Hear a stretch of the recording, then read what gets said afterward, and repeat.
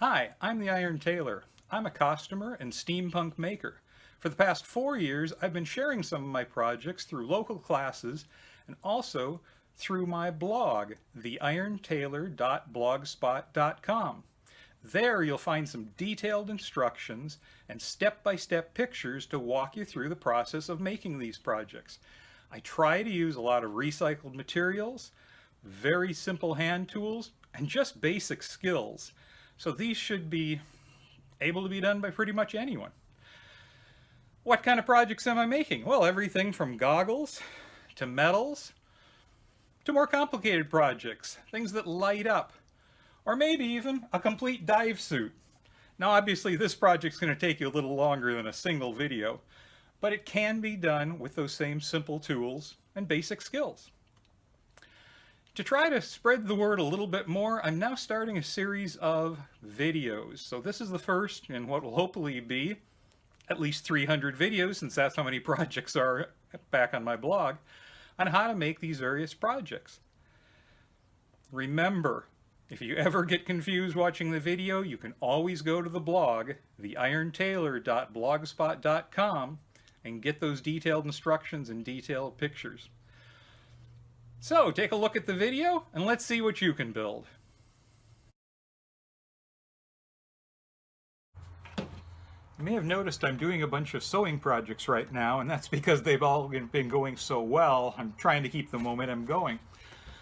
I have a steampunk version of Alec Guinness's Obi-Wan Kenobi, and given my general age and grayness, I'm sticking with the Alec Guinness Obi-Wan, but I wanted to go ahead and make one that was a little more film accurate. So to do that, of course, I need the Jedi robe. I need the underrobe, which is a little unique. When you look at the prequels and everything else, they're wearing a short robe. He's wearing a full-length one. He appears to be wearing strictly a brown t-shirt virtually under that. So if I can have those pieces along with the belt and kind of an Obi belt that goes under the leather belt and my cavalry boots, I've got a full outfit. Now if you follow my blog, you know there's a post on there called a 15-minute cloak, and that makes a really nice hooded cloak in 15 minutes, but it doesn't have sleeves. So I'm actually going to use a commercial pattern. This is one Simplicity put out. It has a couple of different long outer robes like I'm looking for, and then it has the inner tunics, much like the prequels and the original. Now I don't care for the, there's kind of a double cloak here. I'd like it just to be the single piece like the movie. This has actually a yoke in it, and it's a little clearer when you get into the actual directions that there are actual pieces in there that are going to be a problem. I'd like it to be smooth, but this jerkin is pretty much exactly the look I'm going for. So what I'm going to do is cheat and use the upper part of the jerkin and overlay it on the long pattern pieces for the longer cloaks, and see if I can't make, as well as the hood, see if I can't make the outer cloak out of that. But since the outer cloak is made out of monk's cloth and I've got $10 a yard tied up in that, I don't want to make my mistakes there. So the under robe that I'm going to make out of some old canvas I have left over.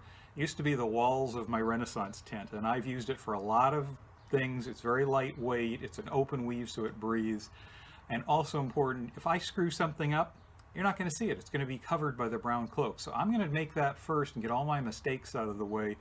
Then I'll go in and I'll make the Frankenstein monster of the outer cloak that I'm working on.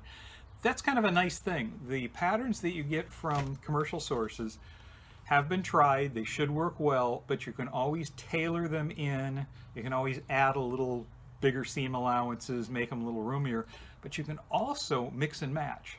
So I have sometimes taken pieces from 3 different patterns to build the look I want. And again, on the blog I've got, I think I've got a posting on the Admiral's coat that I built. If not, it's running all over the place because I use it as the basis for a lot of my costumes. That one was actually built from 3 separate commercial patterns and just kind of piece together and fudge it and play with it until it works. And that's what a lot of costume work is, particularly if you want to be working on something that is going to pass pretty closely for film accurate well before the film comes out. So there are no commercial patterns. You're just going to have to make it up as you go along. So it can be fun. It can be frustrating. You just have to kind of roll with it. If you're ever in doubt, work with a cheaper fabric first. That's something that professional costumers that I play with call making a muslin, because it's typically made out of very cheap, lightweight muslin. It used to be you could get it for $1 a yard. Now it's a couple of dollars a yard. It doesn't drape quite the same as heavier fabric, so you have to kind of take that into account. But it does allow you to make mistakes on the cheap and correct them. Then you take the garment apart and make your pattern out of those pieces.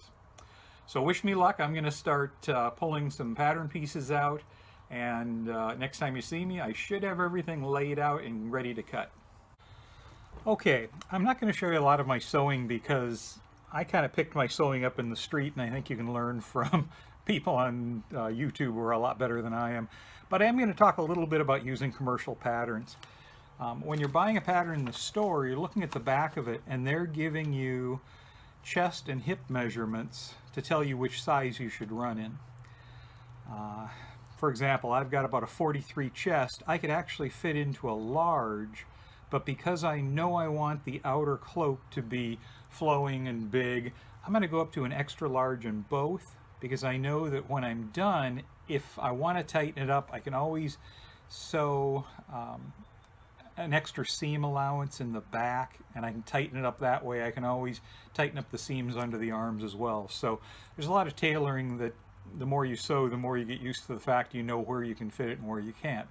So I'm going to play with that on the under tunic and then apply what I've learned to the outer tunic. It also tells you how much fabric you need to buy depending on the sizes, and there's a lot of good information here on the back. When you open it up, there's a couple of pages like this that are your directions, and they're going to tell you in this section, based on what you're building. I'm building the tunic, so I need parts 7, 8, 9, and 10. And in reality, I'm going to cheat because I want my tunic to be longer, so I'm going to overlay the tunic front and back on the robe front and back. So again, I'm doing some terrible things and playing with it. They're going to show you the cutting layout, how you want to lay them out on your fabric depending on the width of it, to get the maximum efficiency, to waste the smallest amount possible. And they're showing you light sections and dark sections for good sides and bad sides. So if you have a printed fabric, pay particular attention to that. You also have this great section here that I don't think anybody ever looks at. This is basically a glossary and general hints. So if you wonder what that little symbol is on the pattern, come back to here. They'll explain what it is. Do you cut the notches? Do you just use those to make marks? How do you lay things out? How do you put things together? This is wonderful. Nobody has ever shown me that, and when I started reading through these, this was a great thing to tell me exactly what I needed to do. When you get to the actual flimsy pattern pieces, you're going to find out a couple of things. The first is, to be a good sewer, you have to be a good ironer. You're going to want to iron everything, and that starts with the patterns. When they come out of being wadded up inside that tiny little envelope, you want to actually go over them with an iron, set it to the coolest setting, and go over it fairly quickly, but you'll take all those small little folds out that frequently mess up your lines. Also have sections like this hidden somewhere in the piece. This one tells you how to custom size it, because your chest and hip measurements may not be in the same category as they were on the back. So this shows you how to make the adaptations using their patterns, that you'll start up maybe in the chest you're an extra large, when you get down to the hips you're a large or even a medium, and it shows you how to make those transitions. So it's kind of a neat trick, particularly when you're starting out, and they do let you know what you need to do and how to lay it out like that. I grabbed another piece of the pattern because they have instructions up in the front. It's telling you this is piece number 7, it's the tunic front. You use it for C and D, which are identified in this part of the patterns, A, B, C, D. and it shows you if I'm going to build mostly D, then I'm looking for all the parts that go with that. And again, those are detailed in this section, but they repeat them here. They'll also tell you how many you're going to cut. So they'll say cut 2. Sometimes they'll say cut 1 interface, cut 1 fabric. They'll also occasionally tell you on a side that you're going to place this on the fold rather than cut it. I think this does it for the tunic back. Okay, here's the tunic back, and it says cut 1 on fold, and you're looking for the secret symbol here of the arrows, and they go all the way to the other side, that are indicating where the fold line is, and it says center fold. So by doing that, you cut this once, open it up, and it saves you having to sew a seam down the middle, which is very nice, cleaner look. Just generally makes things easier for you. The other thing you want to do at this point is hold these pattern pieces up to you. Are they going down as far as you want? Do they seem to be way too big, way too short? I did that with the arm, and I'm going to add a good 4 inches at least to the arm because I'm a real knuckle dragger. When I buy a shirt, I have to get 37-inch arms. So I'm going to stretch those out a little, and I'll just make a note, probably a sticky note right on the pattern piece to let me know that, remember, you're going to extend that out, and that can affect your layout as well. So I'm going to start pulling all these out. I'm going to lay them out in the fabric, and then we'll come back and we'll take a look at what that looks like. Okay, because this piece of fabric is a reclaimed painter's drop cloth, it's big. It actually has a seam down the middle, so it was 10 feet long by, looks to be, what I've got about 2 yards here, that's 6 feet, so it's about a 10 by 12 tarp originally with a seam in it. So the seam is a hard break, I don't want to cross that. But that means I've got over 5 feet until I hit the seam. So I laid down on it and decided, yeah, if that's my shoulder, it'll come down to almost my shoe, that's the right length. So I've laid out the tunic front and the tunic back. Also laid the robe front and back over the tunic, and I've matched them up where the underarms come together. That shows me how long I need it. Now the underrobe can afford to be a little narrower, so I'm not going to take it all the way out there. I will probably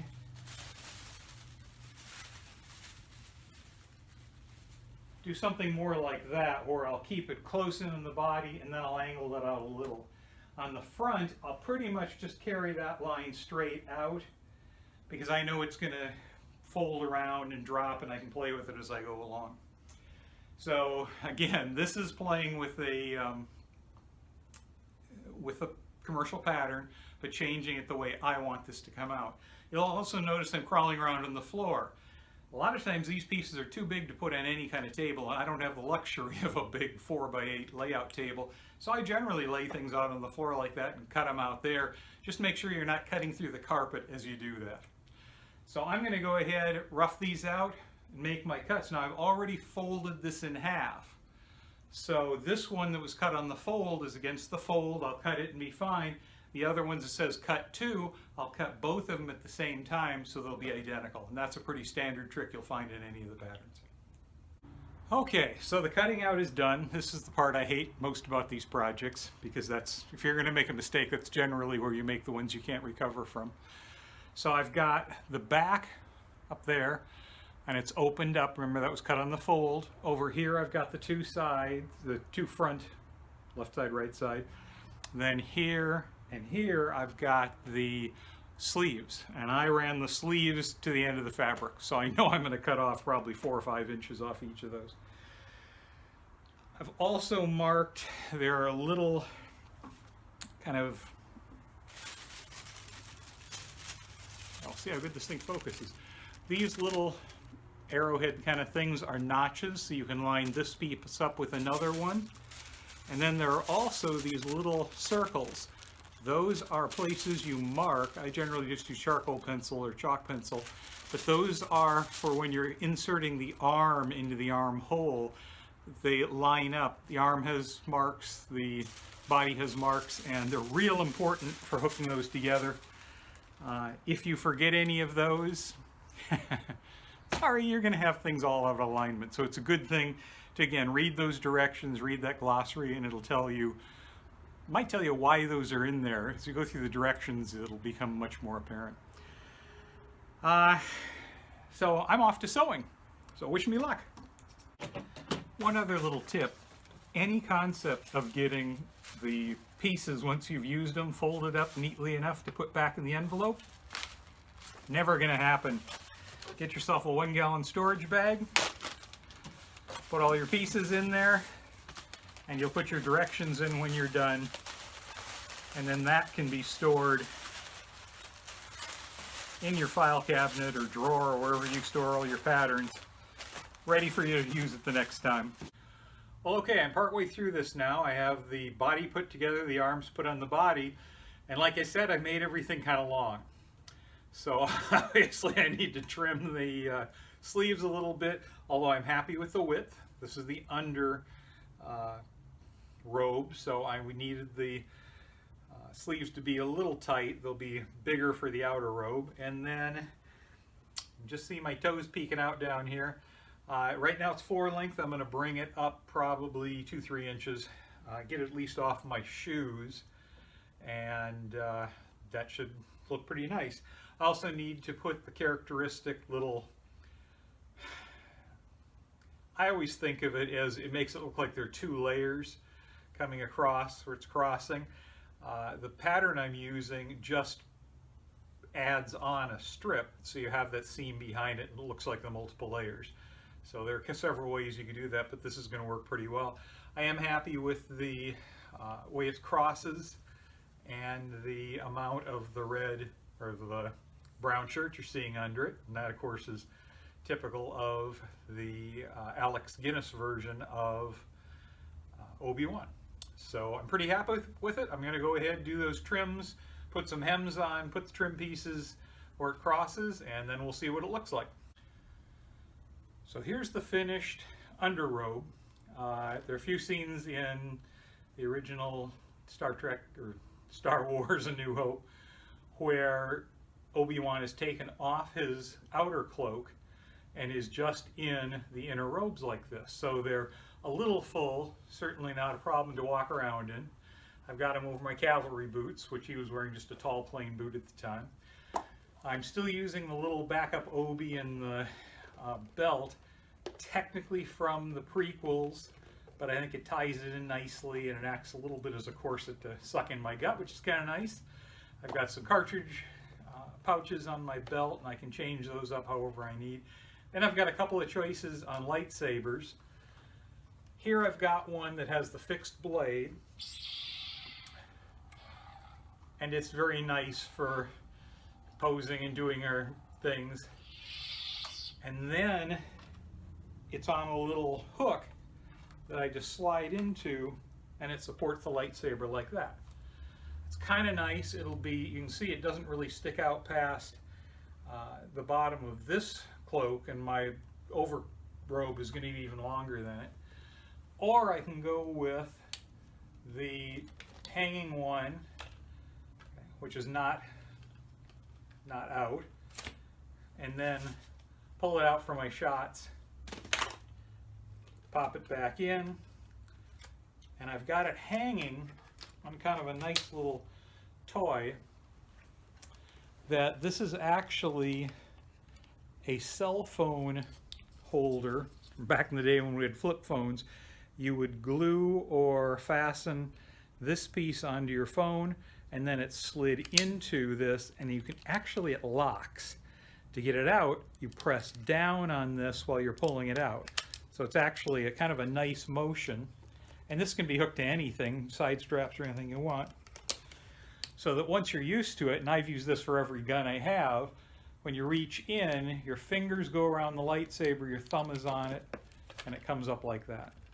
So it's kind of a nice piece. Again, depending on how weapons policies are, how I feel, this is very easy, very convenient, stays out of the way. This definitely has a little more impact during my photos, so it's kind of a nicer piece. Makes the noise. and it's on this nice little hook that when I'm not using it folds up so nothing catches on it. When I'm using it, drops down, piece goes into it, and then it actually kind of settles into the ridges on the lightsaber. And with a robe over this, this will stay very stable and I don't really have to play with it all day long. So lots of nice options. I like the way this came out. I really feel it looks like the original. It's very comfortable to wear. It's a very light weave. And now I can go ahead and go with the hooded main cloak. And that will be out of this material. It's a very, again, loose weave cotton, kind of a open weave. I can actually see through it a little bit here, so it'll be nice and cool and comfortable. And the reason I'm using this is thanks to the brothers up at the California Mission in Oceanside. They had a booth for one of their events that was Ask a Monk. My wife said, "What would you ask him?" I said, "I'd ask him what their traditional robes are made out of, because that's what they always wear. And this is Oceanside, California. It's very warm." So I knew it had to be lightweight, open, cotton, all these wonderful things. I went up and asked, and they went, "Oh, you get it on the internet." Okay. Yeah, it's just monk's cloth. That's what it's called. That's what it's always been designed for. And you can get it in the lightweight cotton. So it's about 10 bucks a yard. So I'm going to be a little more shaky when I cut into it just because of value. But I made all my mistakes on this, and I really didn't make very many. Okay, I do have that nice trim piece we put in there. I've got my hems done. So I'm happy with this. And I'll see you a little further along as I've laid out the robe and we're starting to do the cutting on it. Okay, I've started my layout. The monk's cloth is 5 feet wide, so I have it doubled over. I've laid my tunic back, and then I've used the robe front and back to get more length out of it. I've cheated it down some because I'm a little taller than the average person on it, and I want to have that extra to make sure it's full length. I also cheated it in a little bit on the angle because I want it as full as I can get it given this piece of fabric. And then I also moved the tunic back top piece should be right on the fold.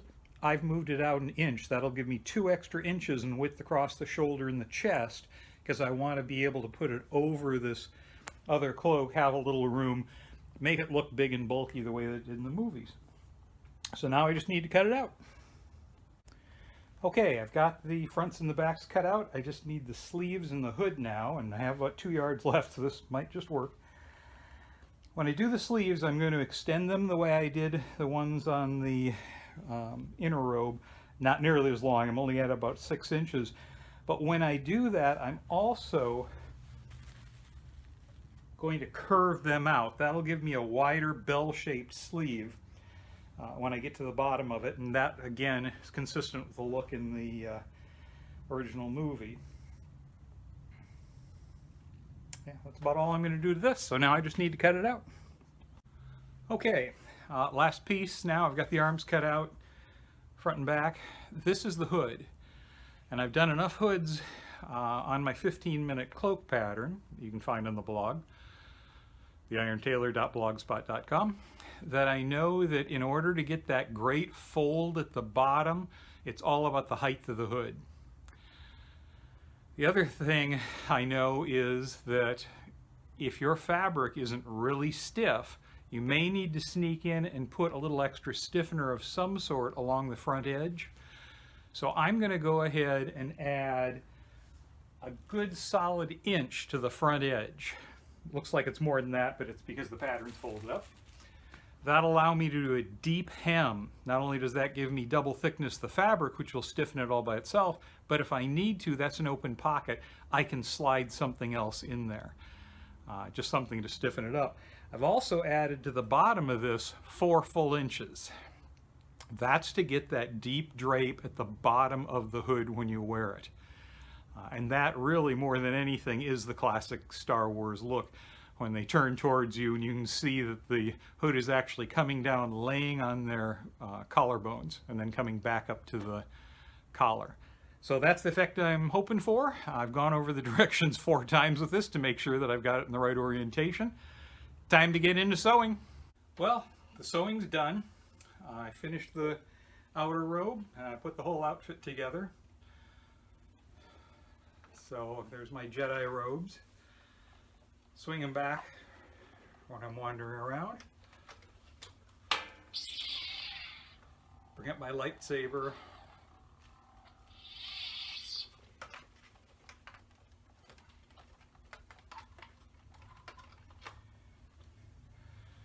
Put it back. I like it. The looks what I was going for. I'll put my boots with it. I may put a little something in the